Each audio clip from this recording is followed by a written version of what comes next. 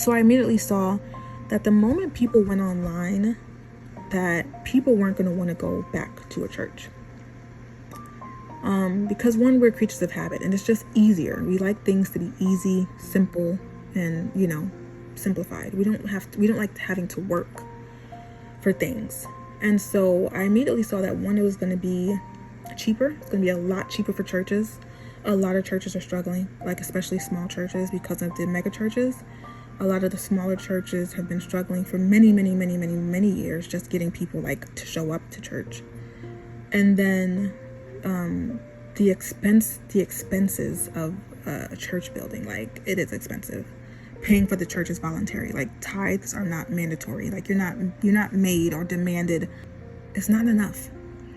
It's just not enough to cover the expenses of the church. These churches are expensive. They're expensive. Okay. And then you only, if you're going to say, oh, they got 4 times a month to collect an offering or to collect tithe, that's only 4 times a month. It's 4 opportunities to get money so that you can pay for the building. So what I realized was going to happen was that, churches and pastors are going to feel more drawn to being online. And they're going to decide that what's the point? What's the point in having an expensive church building that you have to pay for heat, light, water? It's expensive. And then the mortgage and then taxes on the property. It's a lot. It's very expensive to have a church. It's really super expensive. I get it. But you don't realize that when you close down that church, you fell into a trap.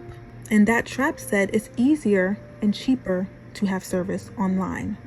You didn't realize that the devil wanted you to go into that trap, because if you're online, he can censor, block, cut, do whatever, deplatform.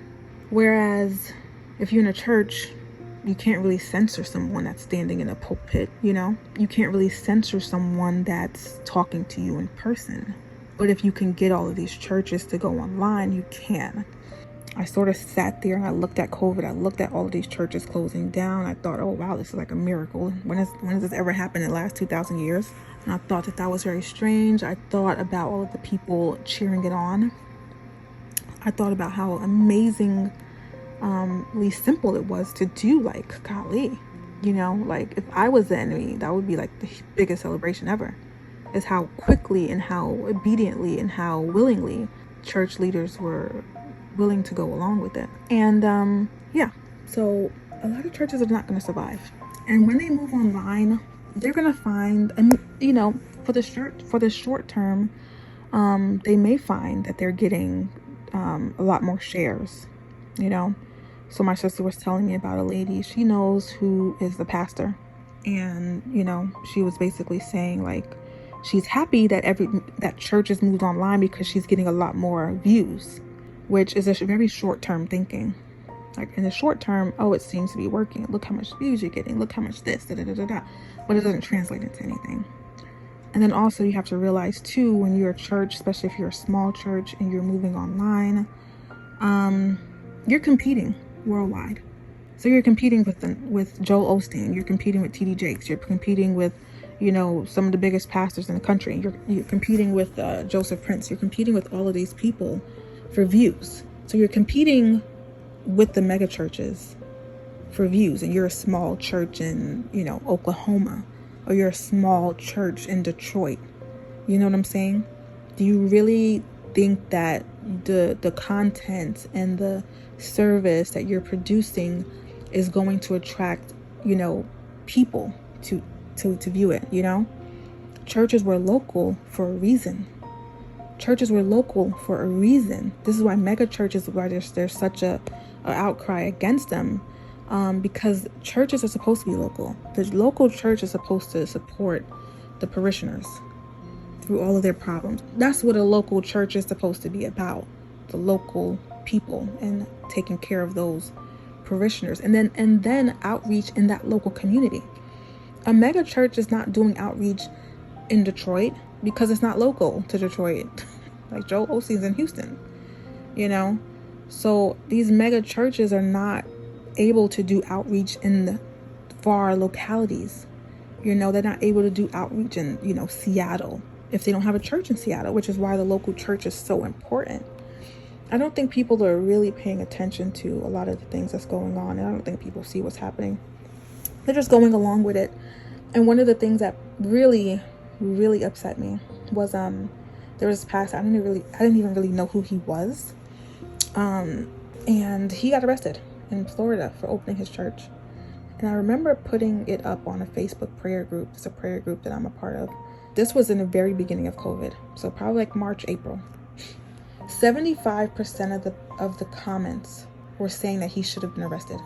So assuming that most of these people are Christian, assuming that most of these people understand the Bible, assuming that most of these people understand like end times, anything like maybe pastor shouldn't be arrested for opening his church. Nope. 75% of the people claim that he was endangering his parishioners, even though churches are voluntary.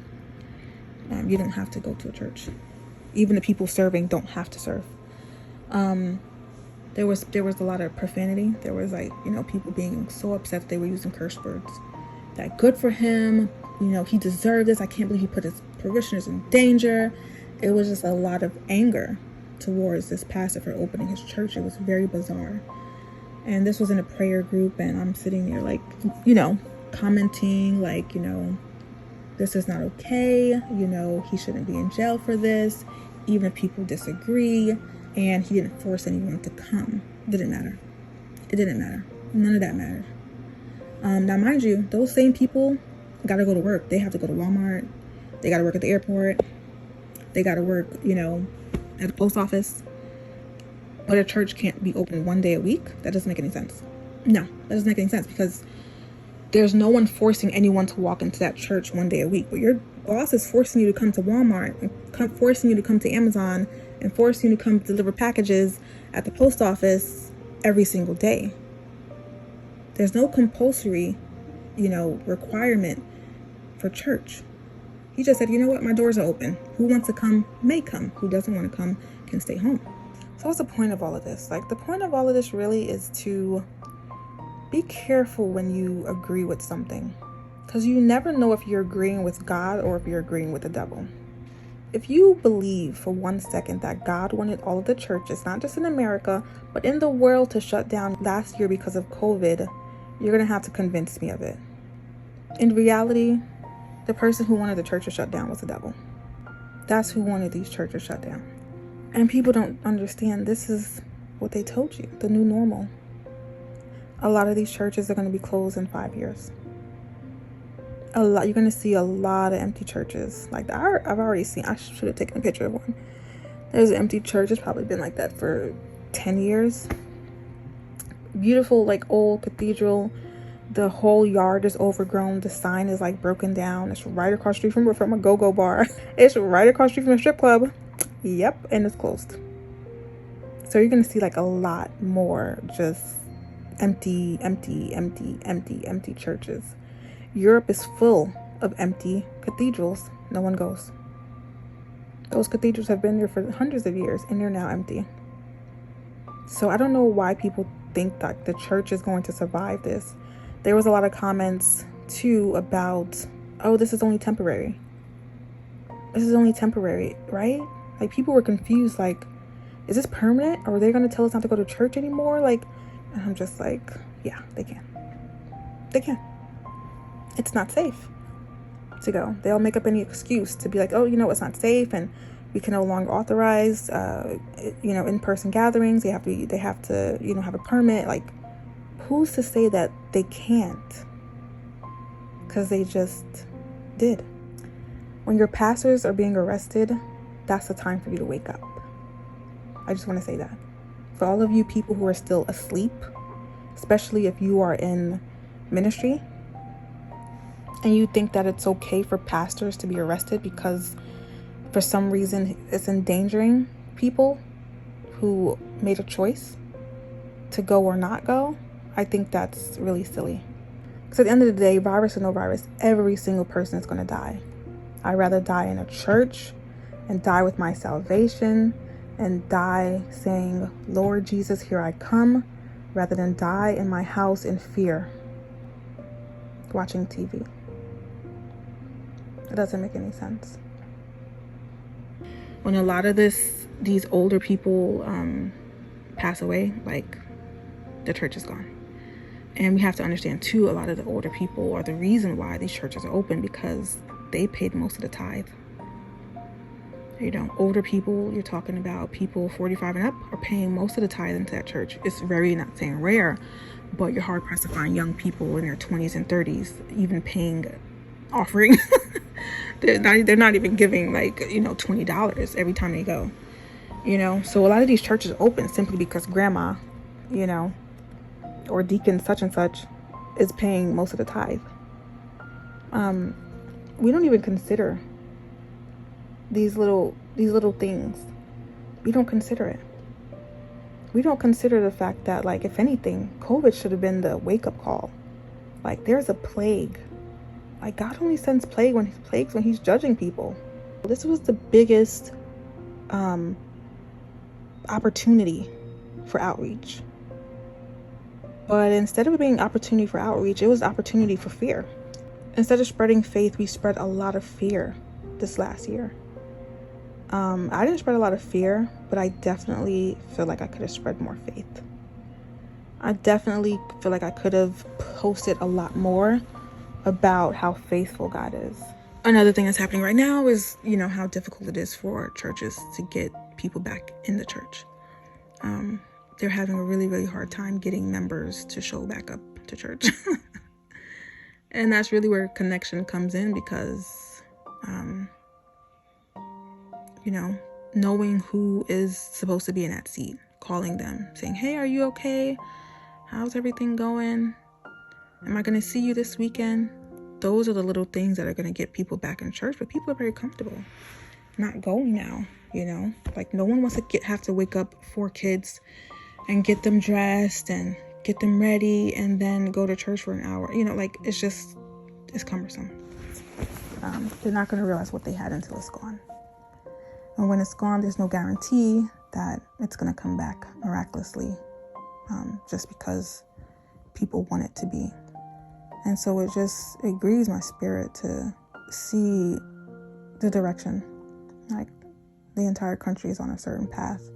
The entire world, really, but the entire country is on a path to destruction.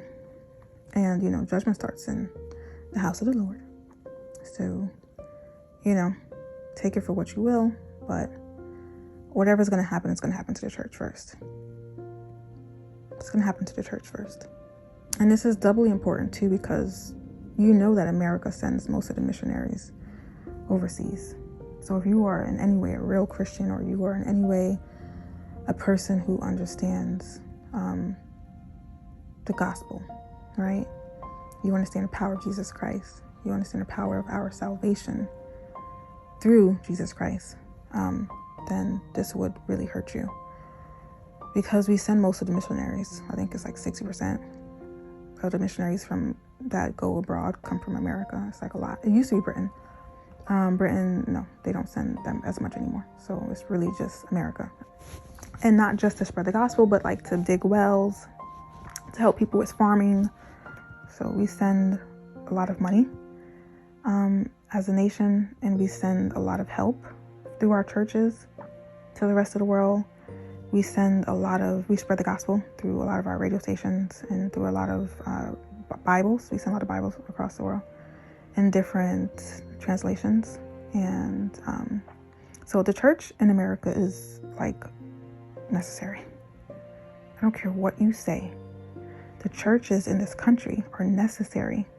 And if they shut down, then you have closed down the largest factory for not only good, but for giving out free Bibles, for building churches in far places, for spreading the gospel in far places, for humanitarian relief in far places. You have closed down one of God's biggest factories of you know, giving and of goodness that, you know, is being spread